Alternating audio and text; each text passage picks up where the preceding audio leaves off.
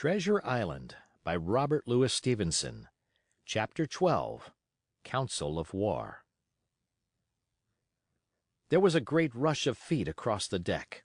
I could hear people tumbling up from the cabin and the forecastle, and slipping in an instant outside my barrel, I dived behind the foresail, made a double towards the stern, and came out upon the open deck in time to join Hunter and Dr. Livesey in the rush for the weather bow.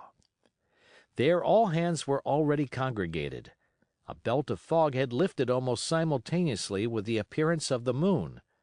Away to the southwest of us we saw two low hills, about a couple of miles apart, and rising behind one of them, a third and higher hill, whose peak was still buried in the fog.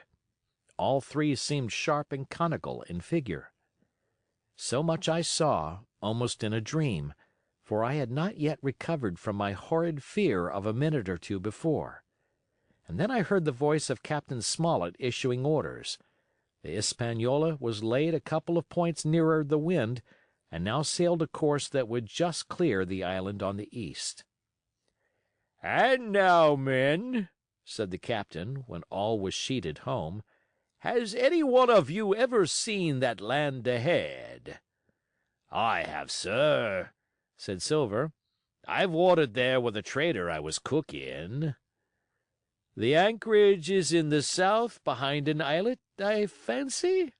asked the captain. "Yes, sir. Skeleton Island, they calls it. It were a main place for pirates once, and a hand we had on board knowed all their names for it. That hill to the north'ard they call the Foremast Hill. There are 3 hills in a row running south'ard, fore, main, and mizzen, sir. But the main, that's the big un with the cloud on it, they usually calls the Spyglass, by reason of a lookout they kept when they was in the anchorage cleanin', for it's there they cleaned their ships, sir, askin' your pardon." "I've a chart here," said Captain Smollett. "See if that's the place." Long John's eyes burned in his head as he took the chart, but by the fresh look of the paper I knew he was doomed to disappointment. This was not the map we found in Billy Bones's chest, but an accurate copy, complete in all things, names and heights and soundings, with the single exception of the red crosses and the written notes. Sharp as must have been his annoyance, Silver had the strength of mind to hide it. "Yes, sir," said he. "This is the spot, to be sure, and very prettily drawed out. Who might have done that, I wonder? The pirates were too ignorant, I reckon. Ah, here it is, Captain Kidd's anchorage, just the name my shipmate called it. There's a strong current runs along the south, and then away north'ard up the west coast.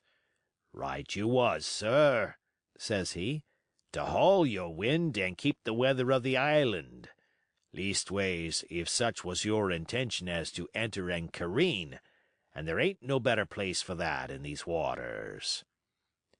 "Thank you, my man," said Captain Smollett. "I'll ask you later on to give us a help. You may go."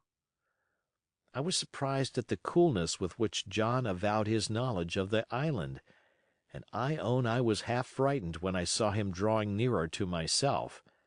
He did not know, to be sure, that I had overheard his counsel from the apple barrel, and yet I had by this time taken such a horror of his cruelty, duplicity, and power that I could scarce conceal a shudder when he laid his hand upon my arm.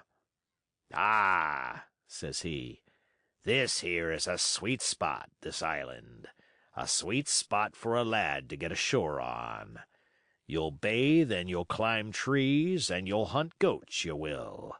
And you'll get aloft on them hills like a goat yourself. Why, it makes me young again. I was going to forget my timber leg, I was. It's a pleasant thing to be young and have 10 toes, and you may lay to that. When you want to go a bit of exploring, you just ask old John, and he'll put up a snack for you to take along." And clapping me in the friendliest way upon the shoulder, he hobbled off forward and went below. Captain Smollett, the squire, and Dr. Livesey were talking together on the quarter-deck, and anxious as I was to tell them my story, I durst not interrupt them openly. While I was still casting about in my thoughts to find some probable excuse, Dr. Livesey called me to his side. He had left his pipe below, and being a slave to tobacco, had meant that I should fetch it. But as soon as I was near enough to speak and not be overheard, I broke immediately. "Doctor, let me speak.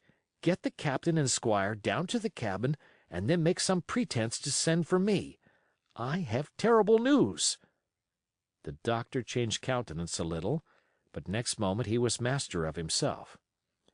"Thank you, Jim," said he quite loudly. "That was all I wanted to know," as if he had asked me a question. And with that he turned on his heel and rejoined the other two. They spoke together for a little, and though none of them started or raised his voice or so much as whistled, it was plain enough that Dr. Livesey had communicated my request, for the next thing that I heard was the captain giving an order to Job Anderson, and all hands were piped on deck. "My lads," said Captain Smollett, "I've a word to say to you. This land that we have sighted is the place we have been sailing for. Mr. Trelawney, being a very open-handed gentleman, as we all know, has just asked me a word or two, and I was able to tell him that every man on board had done his duty, alow and aloft, as I never asked to see it done better. Why, he and I and the doctor are going below to the cabin to drink your health and luck, and you'll have grog served out for you to drink our health and luck. I'll tell you what I think of this. I think it handsome. And if you think, as I do, you'll give a good sea cheer for the gentleman that does it." The cheer followed. That was a matter of course. But it rang out so full and hearty that I confess I could hardly believe that these same men were plotting for our blood. "One more cheer for Captain Smollett," cried Long John when the first had subsided. And this also was given with a will. On the top of that the three gentlemen went below, and not long after word was sent forward that Jim Hawkins was wanted in the cabin.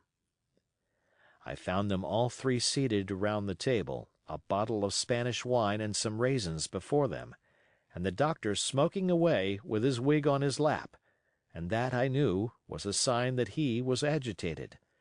The stern window was open, for it was a warm night, and you could see the moon shining behind on the ship's wake. "Now, Hawkins," said the squire, "you have something to say. Speak up." I did as I was bid, and as short as I could make it, told the whole details of Silver's conversation. Nobody interrupted me till I was done, nor did any one of the three of them make so much as a movement, but they kept their eyes upon my face from first to last. "Jim," said Dr. Livesey, "take a seat." And they made me sit down at table beside them, poured me out a glass of wine, filled my hands with raisins, and all three, one after the other, and each with a bow, drank my good health, and their service to me for my luck and courage. "Now, Captain," said the squire, "you were right, and I was wrong. I own myself an ass, and I await your orders." "No more an ass than I, sir," returned the captain. "I never heard of a crew that meant to mutiny but what showed signs before, for any man that had an eye on his head to see the mischief and take steps according. But this crew," he added, "beats me." "Captain," said the doctor, "with your permission, that's Silver. A very remarkable man." "He'd look remarkably well from a yardarm, sir," returned the captain. "But this is talk. This don't lead to anything. I see 3 or 4 points, and with Mr. Trelawney's permission, I'll name them." "You, sir, are the captain. It is for you to speak," says Mr. Trelawney grandly. "First point," began Mr. Smollett. "We must go on, because we can't turn back. If I gave the word to go about, they would rise at once. Second point, we have time before us, at least until this treasure's found. Third point, there are faithful hands.